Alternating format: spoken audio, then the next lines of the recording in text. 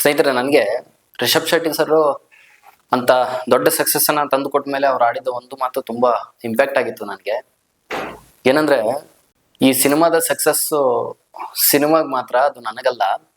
ನಾನು ನಾಳೆಯಿಂದ ಪುನಃ ಕೆಲಸ ಶುರು ಮಾಡಿದ್ರೆ ನಾನು ಏನು ಗೊತ್ತಿಲ್ಲ, ಝೀರೋ ಇಂದನೇ ಕೆಲಸ ಶುರು ಮಾಡ್ತೀನಿ ಅನ್ನೋ ಒಂದು ಮಾತು ತುಂಬಾ ಇಂಪ್ಯಾಕ್ಟ್ ಆಗಿತ್ತು ನನಗೆ. ಆ ತರದ ಒಂದು ಸರಳ ಸಜ್ಜನಿಕೆ ವ್ಯಕ್ತಿತ್ವ ರಿಷಬ್ ಶೆಟ್ಟರ್ದು.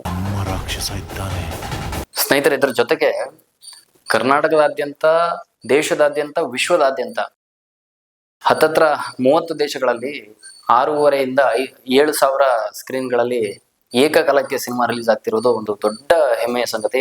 ಇದಕ್ಕೆಲ್ಲ ಮೂಲ ಕಾರಣ ನಮ್ಮ ಹೊಂಬಾಳೆ ಅಂತ ಚಿತ್ರಸಂಸ್ಥೆ. ಒಂದು ವಿಚಾರವನ್ನ ನಾನು ಇಲ್ಲಿ ಪ್ರಸ್ತಾಪ ಮಾಡಲೇಬೇಕು. ಸರ್ಕಾರ ಏಕರೂಪ ಟಿಕೆಟ್ ದರವನ್ನ ನಿಗದಿ ಮಾಡಿತ್ತು.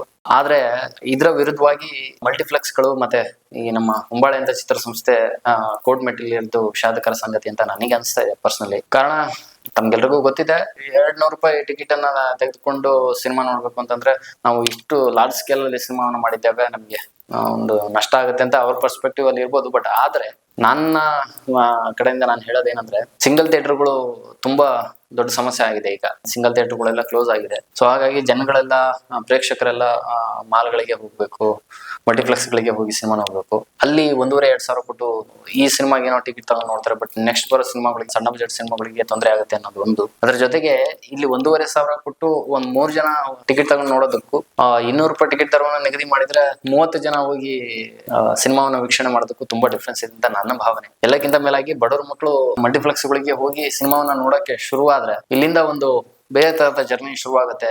ಚಿತ್ರರಂಗದಲ್ಲಿ ಒಂದು ಬೇರೆ ತರದ ಬೆಳವಣಿಗೆ ಆಗುತ್ತೆ ಅಂತ ಪರ್ಸನಲಿ ನನ್ಗನ್ಸಿದ್ದು. ನನ್ನ ಮಾತುಗಳಲ್ಲಿ ಏನಾದ್ರು ತಪ್ಪುಗಳಿದ್ರೆ ಕ್ಷಮೆ ಇರಲಿ. ಒಳ್ಳೇದಾಗ್ಲಿ ಇಡೀ ಚಿತ್ರತಂಡಕ್ಕೆ.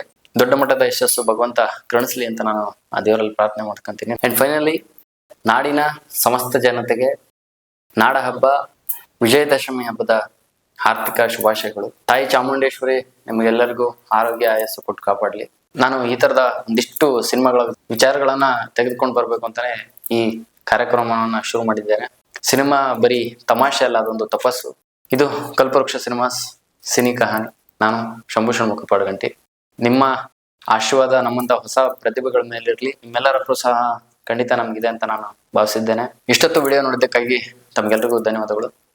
ನಮಸ್ಕಾರ.